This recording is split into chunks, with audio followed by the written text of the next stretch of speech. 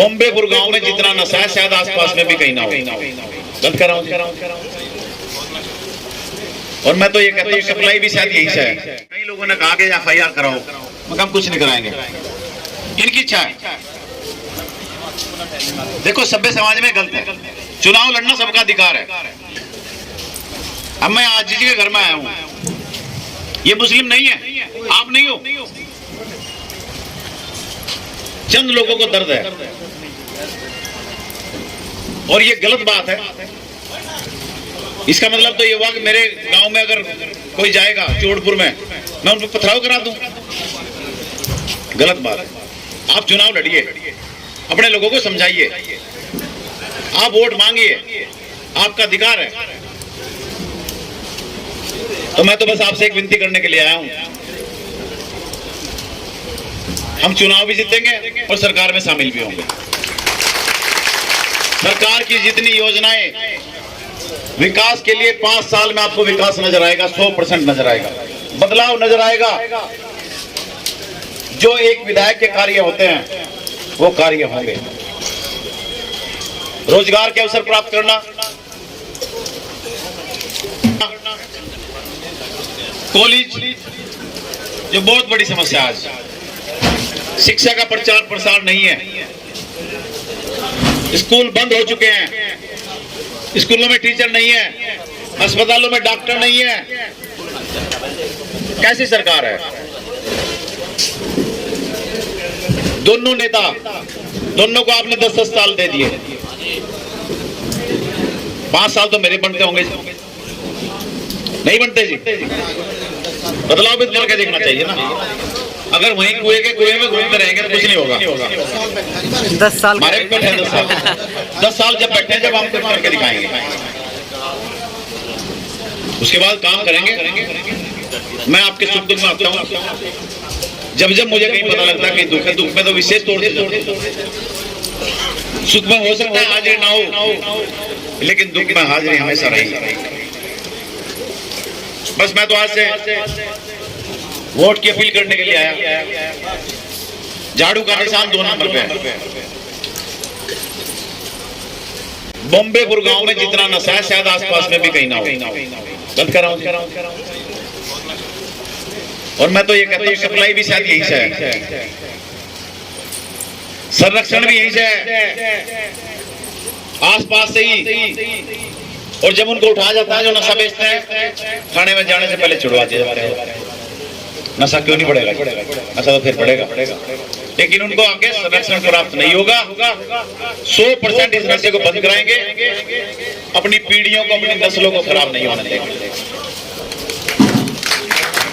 आपको झाड़ू का बटन दबाना है, अपने भाई अपने भतीजे को कामयाब करना है, जिससे कि इस क्षेत्र में विकास हो, आपके बच्चों को रोजगार प्राप्त हो।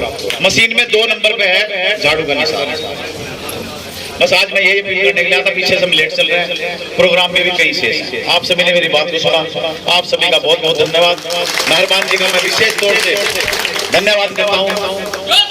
आदाब, नमस्कार। 2 मिनट सभी साथियों के हाजी मेहरबानी से अनुरोध करूंगा कि सब साथियों का धन्यवाद करेंगे। मोहतरम जनाब, काबिल एहतराम, दूरो दराज से आए मेरे मेहमानाने किराम, और आज इस प्रोग्राम के सदर मोहतरम जनाब आदर्श पाल जी, मैं आप सबका तहे दिल से शुक्रिया अदा करता हूँ, धन्यवाद करता हूँ। आप लोग यहाँ पर पहुँचे। और भाई एक बात छोटी सी मैं कहनी चाहता हूँ कि 1947 से पहले जो हालात मुल्क के थे और जो देखा उन लोगों ने, जो आज भी हमारे बुजुर्ग कोई ना कोई कहीं मिलेगा, उन लोगों को पूछना कि क्या हाल थे। लेकिन उस वक्त सब लोग हिंदू मुस्लिम सिख ईसाई सब भाई भाइयों की तरह बने और उन लोगों का मुकाबला किया। जब हिंदुस्तान हमारा आजाद हुआ, इसी तरीके से आज भी कितनी बुराई है। मेरे मोहतरम बुजुर्गों, दोस्तों, हमारे बुजुर्गों ने किस तरीके से अपना खून दिया इस सरजमी को अंग्रेजों के सामने। क्यों दिया उन्होंने यूं दिया था कि हम बर्बाद हो जाएं, हम शहीद हो जाएं, हम इस दुनिया से चले जाएं, लेकिन हमारी आने वाली नस्लें आजादा जिंदगी गुजारे। आजादा जिंदगी गुजारने के लिए उन्होंने अपनी जान की कुर्बानियां दी। मोहतरम बुजुर्ग दोस्तों, कोई ज्यादा लंबे हजारों साल की बात नहीं है, थोड़े से दिन की बात है। तो मेरे मोहतरम बुजुर्ग दोस्तों, अगर उन लोगों को, उन हमारे शहीदों को, हमारे उन बुजुर्गों को इस चीज का इल्म होता कि आने वाले टाइम में इसी हिंदुस्तान के हमारे हुक्मरान हमारे हिंदुस्तान के ऊपर, हिंदुस्तानियों के ऊपर ऐसे जुल्म करेंगे, तो क्या उसको क्या जरूरत थी अपनी कुर्बानियां देने की। मेरे मोहतरम बुजुर्ग दोस्तों, सारी बातों को छोड़ते हुए सिर्फ एक बात कहता हूँ कि हमारे किसान भाई, हमारे बुजुर्गों ने एक नारा दिया था, जय जवान जय किसान जय विज्ञान। दोस्तों, उन किसानों के लिए क्या हुआ? हमें उन किसानों का दुख और दर्द होना चाहिए, और सारी बातों को छोड़ते हुए सिर्फ इस बात को ले लो।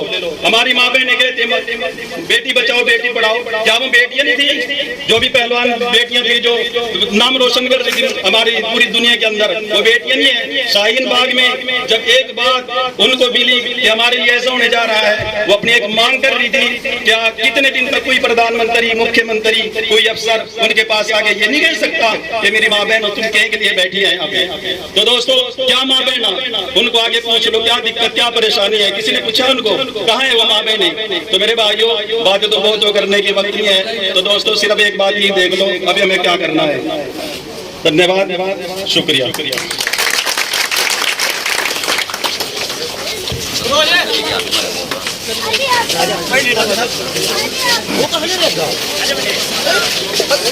क्या बात है?